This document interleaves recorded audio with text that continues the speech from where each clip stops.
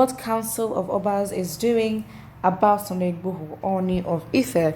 Yoruba most foremost Yoruba foremost monarch, the Ooni of Ife, has stated that consultations were ongoing to drum support for Yoruba Nation activist Sunday Adeyemo or Sunday Igboho, who is currently standing trial in Benin Republic.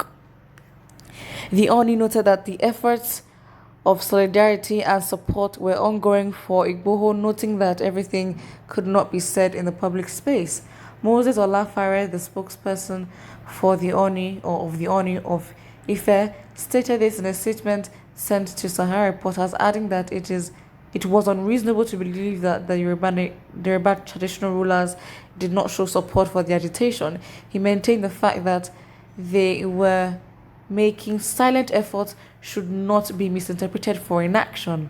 Olafare said the Ooni of Ife has been making some efforts of solidarity and support for Sunday Igboho. You can't be making solidarity for someone you have not supported. But the thing is, do what you're doing, but then to the people, if you don't see results, then we can't really gauge or measure your kind of support that you have. So again, it's what the people see that they're going to go by. The fact that the Council of Obas has not met to discuss that issue does not mean the regional Obas are not communicating among themselves on the way forward on this issue. It is not compulsory to make public whatever efforts are. Very true. The royal father should not be expected to be making public their efforts at a critical time like this. It would be unreasonable to think that the Alaafin of Oyo and Alake of Ibaland are not doing anything. They must be making efforts on the issue as well, but they necessarily do not need to make them public. Sahara reporters had reported that Sunday Igboho was awaiting his fate at the Cour d'Appel de Cotonou, Benin Republic, following his arraignment by the authorities of the country. A source had told Sahara reporters that the activist was not for extradition to Nigeria. Igboho has been in police detention since, although his wife and medical team now have access to him. Sahara reporters had reported how Benin Republic Police 3 days ago arrested Igboho at Cardinal Benedin International Airport in Cotonou while trying to fly from the country to Germany. The DSS had, on July 1st, raided the residence of the activist in Ibadan, Oyo State. Igboho had planned a Yoruba Nation rally in Lagos 2 days before the raid. The DSS raided the residence, killing 2 people and arresting 12 aides, but Igboho escaped. The agency alleged that Igboho was stockpiling weapons and subsequently declared him wanted, basically.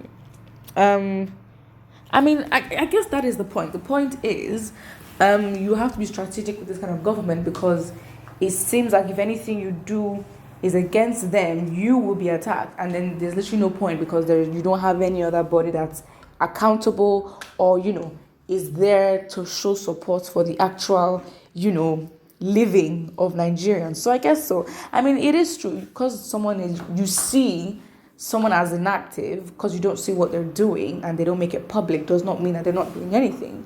I'm just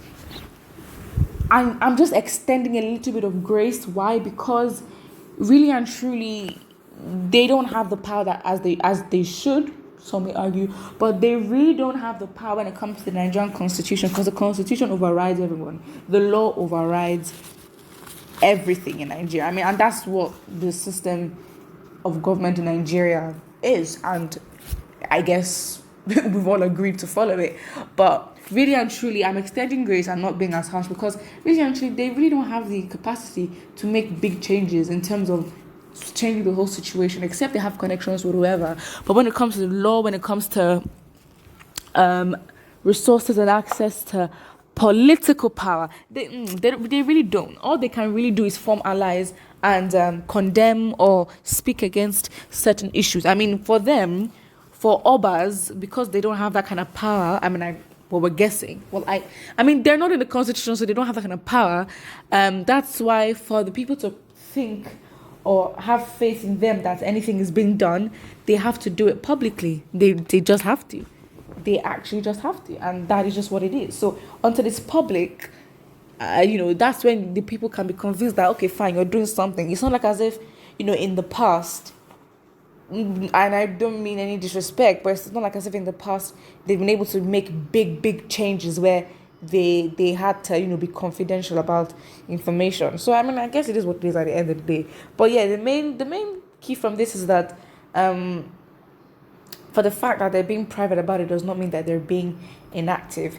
That's just basically um what it is.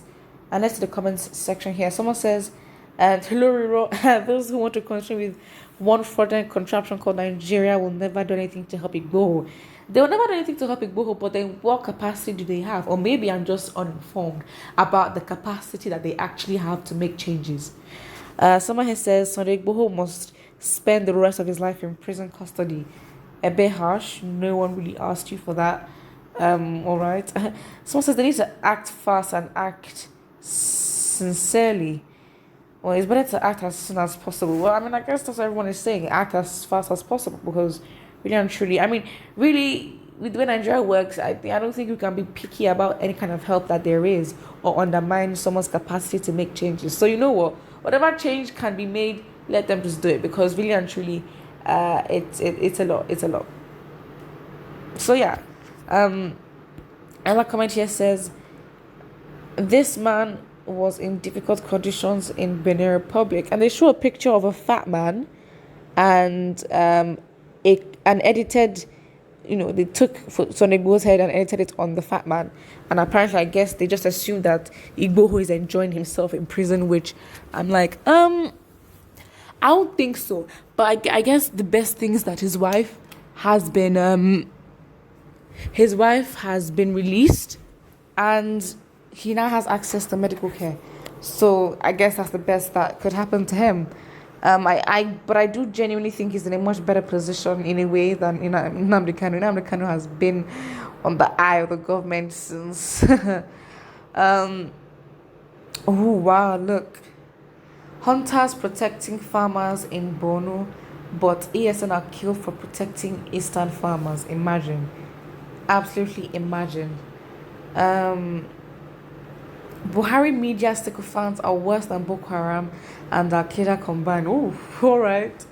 Yeah, but Buhari media sycophants, you never really know because again, it depends. Except you put yourself out there. If your profile is not there, your picture is not there.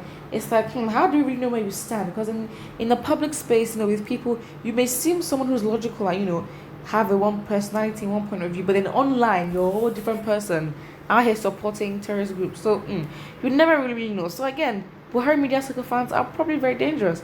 But I think don't forget to like and subscribe.